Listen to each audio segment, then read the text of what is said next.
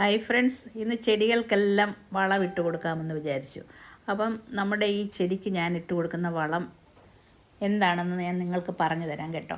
ഇത് കണ്ടോ, ഈ ചെടിയിലേക്ക് പൂക്കൾ കണ്ടോ, നന്നായി പൂക്കളുണ്ടാകും ഈ വളം ഇട്ട് കൊടുത്തു കഴിഞ്ഞാൽ. ഞാനൊരു 15 ദിവസം കൂടുമ്പോൾ ഈ വളം ഇട്ട് കൊടുക്കുന്നതായിരിക്കും.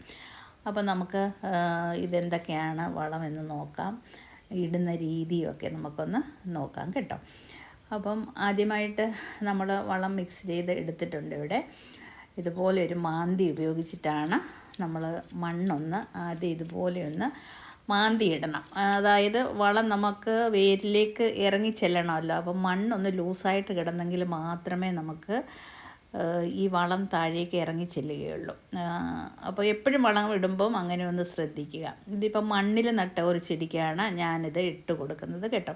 അപ്പോൾ മണ്ണൊക്കെ നമ്മളൊന്ന് നീക്കി മാറ്റി വെച്ചതിന് ശേഷം വളം ഇട്ടിട്ട് നമുക്ക് വളം ഇങ്ങനെ ഇട്ട് കൊടുക്കാൻ എന്ത് വേണമെങ്കിലും ഉപയോഗിക്കാം. ഞാനിപ്പോൾ ഒരു ചെറിയൊരു കരണ്ടി പോലത്തെ ഒരു സാധനം ഉണ്ടായിരുന്നു, അതെടുത്തിട്ടാണ് ഇങ്ങനെ. അതാകുമ്പോൾ നമുക്ക് മണ്ണ് മാന്താനും ഒക്കെ പറ്റും. ആദ്യം ഒരു മാന്തി കൊണ്ട് മണ്ണ് മാറ്റിയതിന് ശേഷമാണ് നമ്മൾ വളം അങ്ങനെ ഇട്ട് കൊടുക്കേണ്ടത്. കണ്ടോ, ഈ ഒരു മൊട്ട് കണ്ടോ, ഇതൊക്കെ 2 ദിവസം കഴിയുമ്പോഴത്തേക്ക് പൂക്കളാകും. ഇത് വളം ഇട്ട് കൊടുക്കുന്ന അനുസരിച്ചിട്ട് നല്ലതായിട്ട് പൂക്കളുണ്ടാകും. അതുപോലെ എൻ്റെ മുല്ലയിൽ എന്നും പൂക്കളുണ്ട്. ഇത് തമിഴ്നാട്ടിലെ മുല്ലയാണ്, കുറ്റിമുല്ല എന്ന് പറയും. ഇതിന് സീസൺ അങ്ങനെ ഒന്നുമില്ല, എപ്പോൾ വേണമെങ്കിലും ഇതിൽ പൂവുണ്ടാകും. നമ്മൾ വളമിട്ട് കൊടുക്കുന്നതാണ് ഇതിൻ്റെ ഒരു കണക്ക്. അപ്പോൾ ഇങ്ങനെ ഒരു 10-15 മൂട് മുല്ല ഞാൻ വാങ്ങിച്ചിട്ടുണ്ടായിരുന്നു.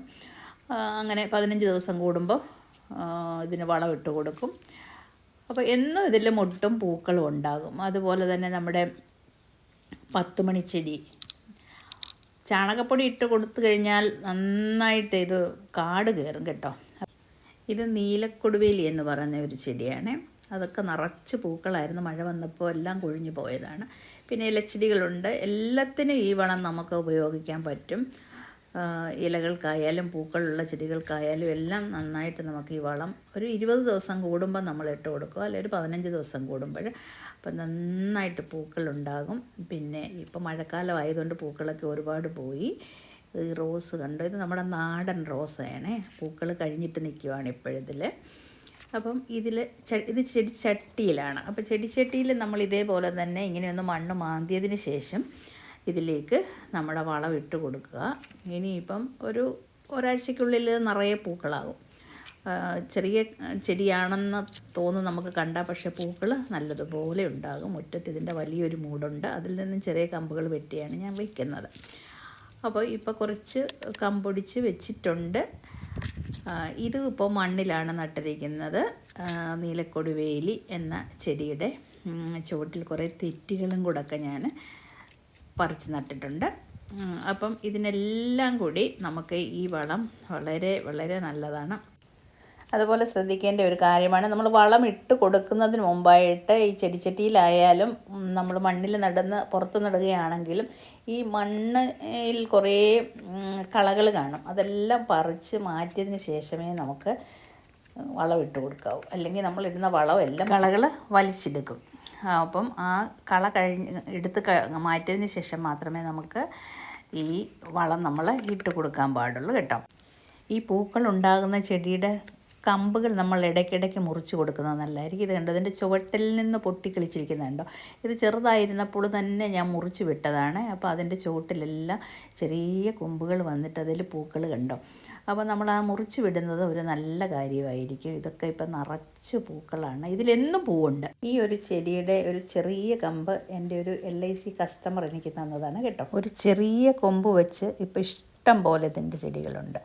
അതുപോലെ ഈ ഒരു ചെടി നോക്കിക്കേ, ഗ്രൗണ്ട് ഓർക്കിഡാണ്. ഈ ചെടി എനിക്ക് തന്നത് ബിജിയാണ്. ബിജി ഏത് ചെടി തന്നാലും പിന്നെ ഇഷ്ടം പോലെ നമുക്ക് ആ ചെടികളുണ്ടാകും. അതുപോലെ ഇത് മൽബറിയാണ്. ഇത് ജയശ്രീ എന്ന് പറയുന്നൊരു ഫ്രണ്ട് തന്നതാണ്. അതിൽ മൽബറിയൊക്കെ പൂത്ത് വന്ന സമയത്താണ് ഈ വലിയ മഴ വന്നത് കേട്ടോ. പിന്നെ ഞാനൊന്ന് മാറ്റി നടുകയും ചെയ്തു. ഈ ഒരു ചെടി കണ്ടോ, എന്നും പൂക്കളുണ്ട്. ഇതെനിക്ക് ഹരി തന്നാണ്, ഐശ്വര്യ ഹരി, ഞാൻ എപ്പോഴും പറയാറുണ്ടല്ലോ. കഴിഞ്ഞ ദിവസം ഞാനൊരു അടിപൊളി പൂന്തോട്ടം കാണിച്ചിരുന്നില്ലേ. ഈ പൂക്കളുടെ ഭംഗി നോക്കിക്കേ, ഇത് ഞാൻ മുമ്പേ കാണിച്ചിരുന്നില്ലേ. അപ്പോൾ ഇത് തന്ന ഫ്രണ്ടിൻ്റെ പേര് സുനിത എന്നാണ്. ഇത് ഒരു ചെറിയൊരു കമ്പ് തന്നാണ്, പക്ഷേ ഈ വീട് നിറച്ചായി. അതുപോലെ ഗ്രൗണ്ട് ഓർക്കിഡ് നോക്കിക്കേ, അതും ഒരുപാടുണ്ട്. ഒറ്റ തൈയിൽ നിന്നാണ് ഇത്രയും തൈകൾ ഉണ്ടാക്കിയെടുത്തത് കേട്ടോ. അപ്പം നമ്മൾ ചെയ്ത വളം ഏതാണെന്ന് ഞാൻ പറയാം. ഈ ഇലച്ചെടികൾക്കും ഒക്കെയും ആ വളം ഏറ്റവും നല്ലതാണ് കേട്ടോ. ഇതിൻ്റെ പൂക്കൾ അതിമനോഹരമായ വയലറ്റ് പൂക്കളാണ് കേട്ടോ. അത് പൂക്കാറായി വരുന്നുണ്ട്. പൂക്കളായിട്ട് ഞാൻ അതിൻ്റെ വീഡിയോ ഇടാം. അപ്പോൾ വളത്തിൻ്റെ പേര് ഞാൻ പറഞ്ഞില്ലായിരുന്നില്ലേ. ഈ വളമാണ് എല്ലുപൊടിയും വേപ്പിൻ പിണ്ണാക്കും കൂടെ മിക്സ് ചെയ്തെടുത്തിട്ടുള്ളതാണ്. അപ്പോൾ നമ്മൾ ഇതേപോലെ എല്ലാ ചെടികൾക്കും ഒരു 10-20 ദിവസം കൂടുമ്പോൾ ഇട്ട് കൊടുക്കുക. ഇനിയും വേറെ വളങ്ങളുമുണ്ട്, അത് ഞാൻ അടുത്ത വീഡിയോയിൽ കാണിക്കാം കേട്ടോ. വേറെ ഏതൊക്കെ വളങ്ങളാണ് ഞാൻ ചെയ്യുന്നത് എന്നുള്ളത്. Okay, by.